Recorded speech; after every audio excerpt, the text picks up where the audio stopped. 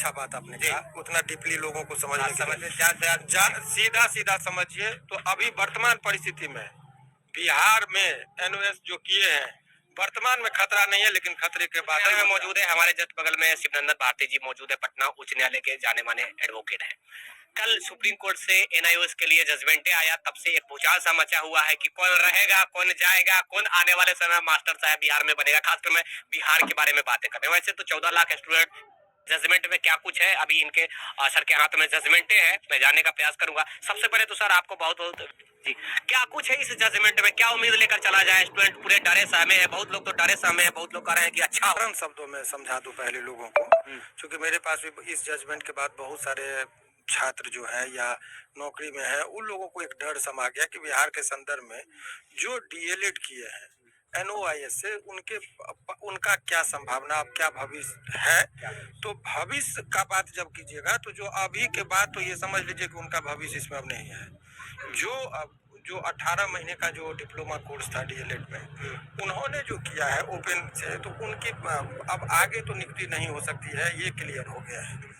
अब है कि इससे जो अभी जो वर्तमान में जो एग्जाम अभी एक लेने वाली है बिहार सरकार 27वां विज्ञापन या 26वां जो बिहार बीपीएससी के द्वारा जो लिया गया, उसमें या इससे पूर्व में जो छठे चरण में था, उन लोगों के भविष्य का क्या होगा, रेट्रोस्पेक्टिव होगा कि नहीं होगा, सबसे बड़ा प्रश्न है कि इन लोगों के मन में एक डर समा गया है। तो इसके संबंध में देखिए, मूल रूप से समझिए कि उत्तराखंड और बिहार, तो उत्तराखंड में भी यही इशू था। उत्तराखंड की सरकार जो है सो वहां पर चैलेंज करने चली गई, और जब वहां पर वो चैलेंज हो गया तो ऐसे परिस्थिति में वहां पर वो बिहार का ही हवाला देते हुए माननीय सर्वोच्च न्यायालय ने कहा कि बिहार में जो ये इशू उठा था और ऑनरेबल हाई कोर्ट ने जो किया था आदेश, उसको पलटते हुए कहा कि वो थोड़ा सा उसमें त्रुटिपूर्ण वो आदेश था, इसलिए उन्होंने उसको करेक्ट करते हुए ये बातें कही। अब सवाल ये है कि तो मूल रूप से ये समझिए कि अब वो इतना तो तय है कि इसके बाद उत्तराखंड में जो विज्ञापन निकाला गया था वो सेटिस्फाइड हो गया। अब उसके आधार पर जो है सो डीएलएड वाले जो 18 महीने का कोर्स किए थे ओपनिंग से, जिसको एनओएस के नाम से जो आप लोग जानते हैं, तो वो बाहर हो गए। अब बिहार से बाहर होने का खतरा जो है सो मंडराया है, लेकिन अभी हटा नहीं है। अभी नहीं हटा नहीं है, क्योंकि अब इतना समझिए कि जैसे दिल्ली में बारिश हो रही है, बादल लगा है, लेकिन यहाँ पर बादल आ गया है लेकिन बारिश नहीं हो रही है। वही वाली बात है कि संभावना वो दे दिया यहाँ पर भी कि यहाँ पर भी आपको निकाला जा सकता है, क्योंकि इसके संबंध में एक संगठन जो डीएलएड का था, जो 2 वर्ष से का रेगुलर कोर्स किया था, उन लोगों ने एक उस आदेश के खिलाफ में यहाँ पर वो मैटर को पेंडिंग रखे हुए थे और एलपीए में चले गए थे। उसमें बहुत संगठन के जो उनका नाम बताए आपका, तो उसमें जो है वो संगठन जो डीएलएड वाले का है, ऑल इंडिया लेवल पर ही लोग बनाए हैं, उन लोगों ने संगठन के माध्यम से केस किया था, उसको पेंडिंग रखा था। अब जो ये ऑनरेबल सुप्रीम कोर्ट का जजमेंट आ गया, वो यदि यहाँ पर एमजेसी में वो जो जाएंगे और चैलेंज करेंगे और ओपन होंगे, तो ये सुप्रीम कोर्ट के जजमेंट के आलोक में हो सकता है कि ये जितने लोग हैं छठे चरण से लेके अभी तक में ये लोग बाहर हो जाएंगे डीएलएड वाले, ये संभावना। मतलब जो सर्विस में है उसके लिए बोल रहे हैं, बड़ी बात है। यस, सर्विस में जो है उनकी बात नहीं मैं कर रहा हूँ। छठे चरण में तो सर्विस यस, हाँ, छठे चरण में जो सर्विस टीआरई में यस, हाँ, जो सर्विस में चले गए उन पर भी खतरा हो गया, क्योंकि एलिजिबिलिटी क्राइटेरिया जो थी वही गलत था, वो होना ही नहीं था। तो ऐसे परिस्थिति में एक जो है संकट के बादल उन लोगों पर भी मंडरा गए हैं, इसमें कहीं कोई दोहराई नहीं है। परंतु बिहार के संदर्भ में अभी जितने लोग हैं नौकरी, वर्तमान परिस्थिति में उस जजमेंट के आलोक में उन लोगों को अभी तो कोई डायरेक्ट क्लियर कट जजमेंट नहीं है, वो मैं पढ़ के सुना दे रहा हूँ कि कहाँ से संशय उत्पन्न होता है। उन्होंने भी ये अपना ये पहले जजमेंट का लास्ट कॉपी पढ़िए, तब आपको समझ में आएगा। हम चाहेंगे कि वो जजमेंट का, आप कैमरामैन को हम चाहेंगे कि वो दिखाए भी, हम वो पढ़ देते हैं।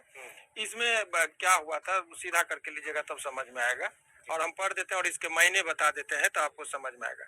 द इम्प्यून जजमेंट, देखिए वो क्या लिखा है, the impugned judgment and order dated 14 September 2022 passed by the high court Uttarakhand at Nainital is quashed and set aside. तो वो जो सुप्रीम कोर्ट का जो जजमेंट है उसमें उत्तराखंड का जो ऑर्डर था उसको क्वेश्चन किया गया, न कि बिहार के संदर्भ में ये था। तो बिहार का ये मैटर, हालांकि बिहार के संदर्भ में कई जगह ऑनरेबल सुप्रीम कोर्ट ने डायरेक्ट जो है सो क्लियर कट उस पर अपना संकेत दे दिया है कि बिहार गलत थे। वो कैसे, यहाँ पर देखिए, ये फिर हम चाहेंगे कि आपके कैमरामैन दिखाएं उसको। ये पैराग्राफ 27 जो है जजमेंट का, उसमें वो उन्होंने बताया है कि additional chief secretary education department government of Bihar seeking clarification with regard to the appointment of primary teacher possessing the DLED qualification from NOS, it will be relevant to refer the reply to NCT dated so and so which reads as thus। अब उसके बाद यहाँ पर ये paragraph बहुत clear कहता है कि देखिए, इट इज दस क्लियरली सीन दैट 6 सितंबर 2019 का जो था, it is also that the view of the NCT that the minimum qualification for appointment of teacher for class 1 to 8 is 2 years diploma in elementary education। It is clarified that the NCT recognize is only untrained service teacher। और इस प्रकार से जो है, यानी कि 1 class से 8 class के 1 क्लास से 8 क्लास तक के शिक्षक बनने के लिए मिनिमम 2 साल का होना, 5वीं वाला में भी होना था। और यहाँ पर स्पष्ट तरीके से ये जो एक सरोज संजय कुमार यादव का जो केस था वो बिहार का था, और इसी के संदर्भ में फाइनली वो जो एक संकेत दिए, we find that the high court of Patna was totally erred in giving effect to the stand of NCT. माने कहा कि पटना हाई कोर्ट का जजमेंट जो था वो पूरी तरह से वो त्रुटिपूर्ण था कि एनसीटी का जो स्टैंड था उसको आधार पर ये किए। तो इस तरीके से वो दिए जगह जिक्र किए हैं जो गलत था। यहाँ पर भी therefore find that the in view taken by the both the high court of Patna and the high court of Tripura were not. इस तरीके से ये स्पष्ट तरीके से उन्होंने कह दिया कि ये जो है सो देखा जाएगा। तो पटना हाई कोर्ट का जो है वो भी दे दिया कि आपने जिस आधार पर इनको इसमें फॉर्म भरने के लिए दिया था, वो देखिए ये स्कीम क्या था वो समझना होगा।